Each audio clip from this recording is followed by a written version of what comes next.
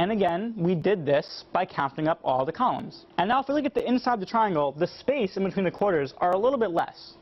There's not as big of a gap between the quarters, or between the coins, making it slightly more accurate. And if we draw it, we say that there's a little less overhang, right? Yes. So let's go even smaller. Let's use a dime. And if we count up all of the columns the same way that we did before, and there's a lot more columns, so it's a little bit harder, we get 136 dimes. If we put this triangle over, we notice two things. One, the space is really small now compared to the quarters. It's still definitely there, but it's definitely smaller space. And if we fill this triangle up, it almost looks perfect.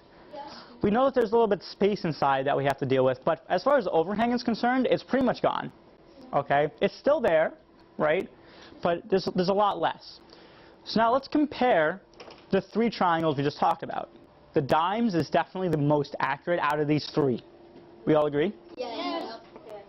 So we look at the columns that we used. The width of these columns is only as small as the width of this quarter, or the coin. And so if we say this nickel has half the width of this quarter, and if this dime has a quarter, 1/4 of the width of this coin, we're taking our column and we're making it smaller and smaller and smaller. If we keep going on forever and ever and ever and making our coin smaller and smaller and smaller, making the width of this column smaller and smaller by using smaller coins, the accuracy is going to keep getting better and better.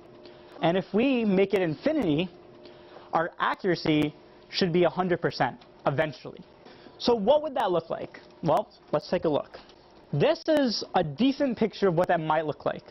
Now obviously, 1/infinity is so small that we can't really represent it, right? We can't make an infinitely small column on a computer or even draw it, because we can always make it smaller, right? We can always add on to that infinity. But it might look something like this.